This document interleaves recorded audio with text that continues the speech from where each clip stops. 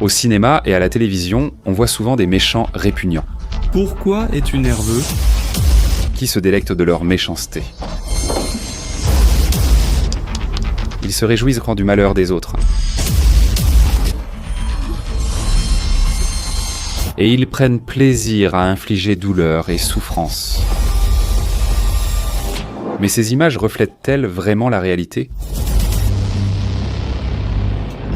Et si je vous disais qu'en réalité, le mal peut être calculateur, rationnel et totalement dépourvu de tout plaisir ? C'est exactement le cas de Todd Alquist, un personnage de la série Breaking Bad.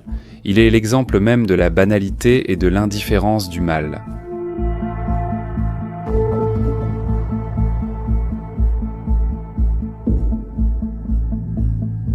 Todd apparaît d'abord dans le 3e épisode de la 5e saison. Il fait partie des gars engagés par Mike Ehrmantraut pour aider Jesse et Walter White. À une exception près, Ne pas voler. Ne pas voler. Appelez-les oui, monsieur, et non monsieur. Il est poli, calme et respectueux. Monsieur, il y a une caméra cachée dans le salon pour surveiller les enfants. Je l'ai déjà désactivée, c'est pour info. À première vue, Todd semble être un gars ordinaire. comment tu t'appelles? Todd, monsieur. Il est consciencieux et pose parfois des questions pour clarifier. Puis-je poser une question? Oui, demande. Je comprends pourquoi il y a un réservoir pour la méthylamine, mais pourquoi y a-t-il un deuxième réservoir avec de l'eau? Il essaie sincèrement d'être utile. C'est pourquoi on commence à lui confier des tâches de plus en plus importantes. Il semble que Todd soit l'exécutant idéal. Peux-tu monter là-haut quand je te le dirai? Oui, monsieur, pas de problème. Bien joué. Jusqu'à ce que ça arrive.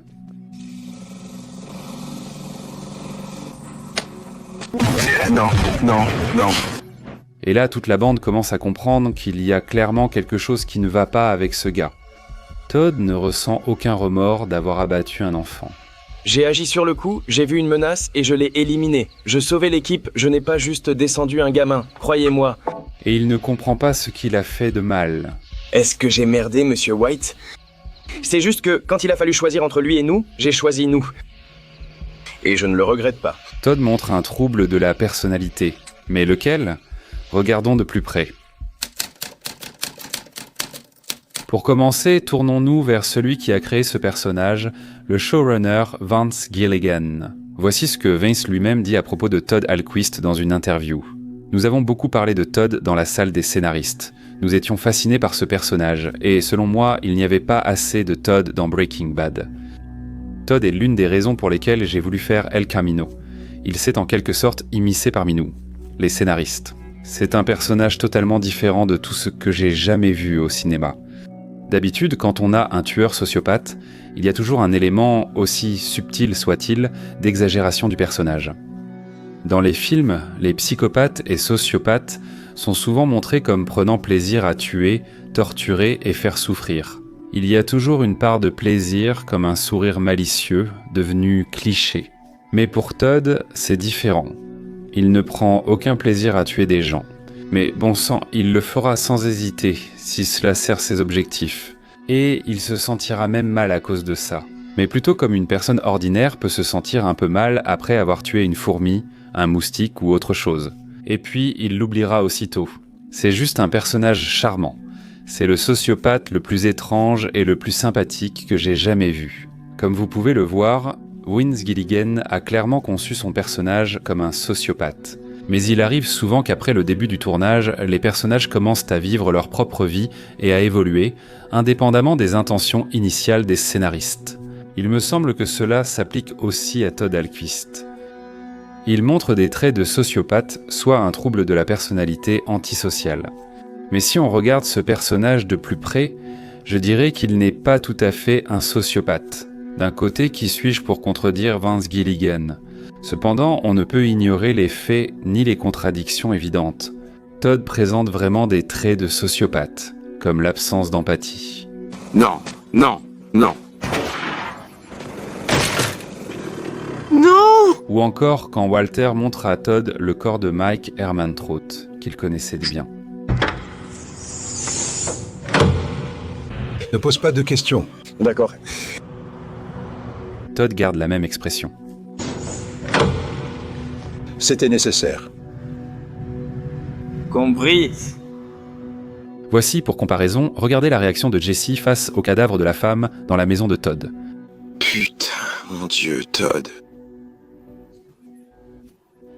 Quoi? Vous voyez, quel contraste saisissant. Putain! Compris. De plus, Todd n'éprouve ni culpabilité ni remords. J'ai choisi nous. Et je ne le regrette pas. Et c'est à peu près là que s'arrêtent les traits sociopathiques. Les sociopathes sont très égoïstes, mais Todd tente de s'occuper de Jesse, son prisonnier.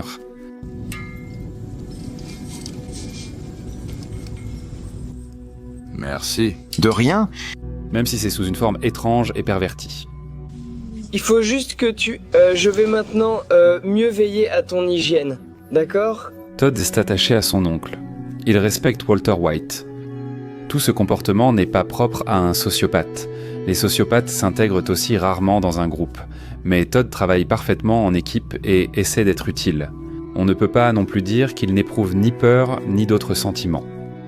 Regardez cette scène. Tu es au courant. Génial. On lit la peur dans les yeux de Todd et un soupir de soulagement.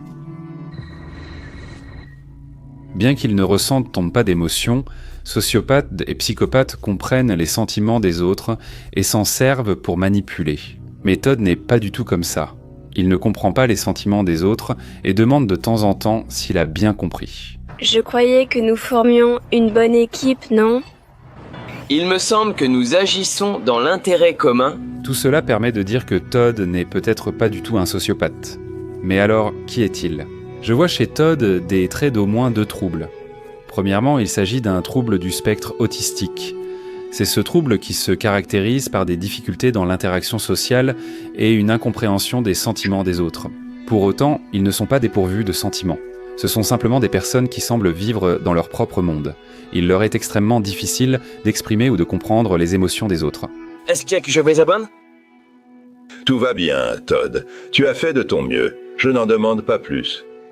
Certaines personnes avec des troubles du spectre autistique réagissent fortement à divers stimuli, comme un grand inconfort face à certains sons ou odeurs. Mais vous n'avez pas dit que la Badiaga sentait l'urine? Certaines personnes autistes peuvent avoir du mal à comprendre et à évaluer les situations sociales. Tu veux dire un mot d'adieu? Non. Cela conduit à mal interpréter les émotions et sentiments des autres. Il ne comprend pas le contexte ni ne sait lire entre les lignes. Todd, arrête. Tu as vraiment besoin qu'on t'explique tout en détail? Les personnes autistes ont aussi souvent tendance à organiser différents objets dans un ordre précis et rigoureux. Range le livre, s'il te plaît. Tout droit dans le couloir, jusqu'au bout, et mets-le dans l'ordre alphabétique. D'ailleurs, il est aussi intéressant de noter que Todd ramasse l'araignée du garçon qu'il a tué et la ramène chez lui. Il me semble que la manière dont Todd observe le bocal avec l'araignée présente aussi des traits autistiques.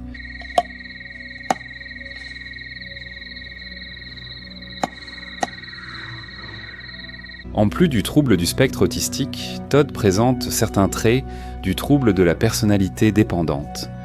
Il dépend beaucoup de son mentor, l'oncle Jacques. Il cherche à lui plaire et exécute tous ses ordres sans réfléchir. Pour l'oncle Jacques, comme tu le sais, on n'a jamais assez de millions. Petit salaud. Même si elles vont à l'encontre de ses propres convictions morales.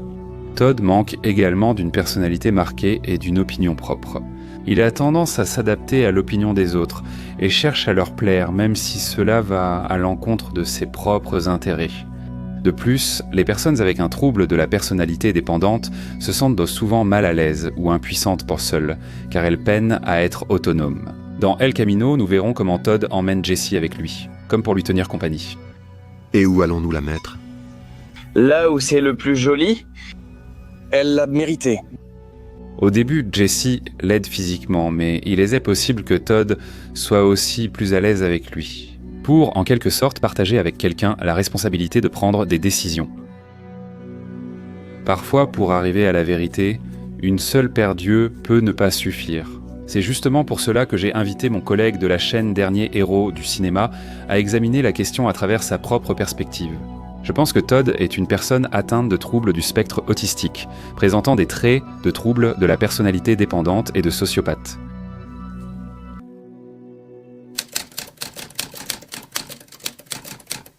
Qu'est-ce qui rend Todd Alquist si fascinant comme personnage ? Todd est un méchant atypique. Il montre que le mal n'a pas forcément besoin d'être sanguinaire. En analysant son comportement, on pense inévitablement au concept de la banalité du mal. Vous avez peut-être déjà entendu ce terme, mais si ce n'est pas le cas, je vais vous le rappeler brièvement. L'expression banalité du mal a été introduite par la philosophe Hannah Arendt dans son livre « La banalité du mal, Eichmann à Jérusalem », publié en 1963, dans lequel elle examine les causes et les motivations qui ont permis au fonctionnaire nazi Eichmann de devenir l'un des organisateurs de l'Holocauste. Hannah Arendt affirme qu'Eichmann, en réalité, n'était pas un pervers, un psychopathe ou un meurtrier pathologique, mais plutôt un employé ordinaire qui se contentait de faire son travail sans réfléchir aux conséquences éthiques et morales de ses actes. Elle décrit Eichmann comme un fonctionnaire ordinaire qui s'efforçait d'accomplir ses devoirs le plus efficacement possible.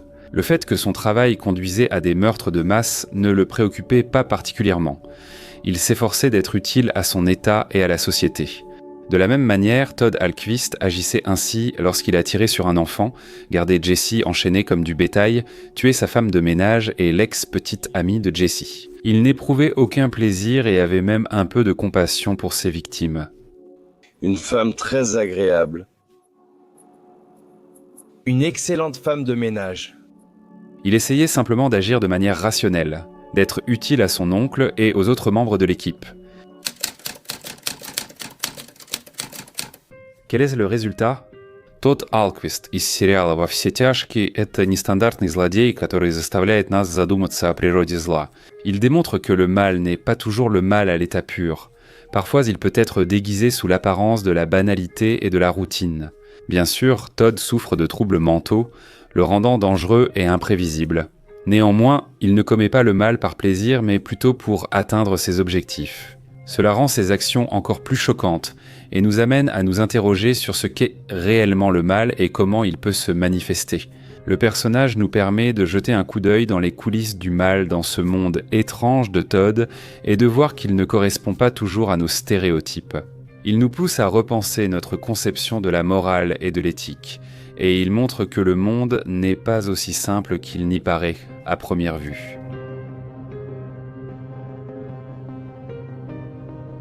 Et je vous rappelle que cette vidéo fait partie de la série Philosophie du mal, où j'analyse les méchants dans les films et les séries. La chaîne propose par exemple des analyses de personnages tels qu'Anton Chigurh, Lorne Malov et le Joker de Heath Ledger.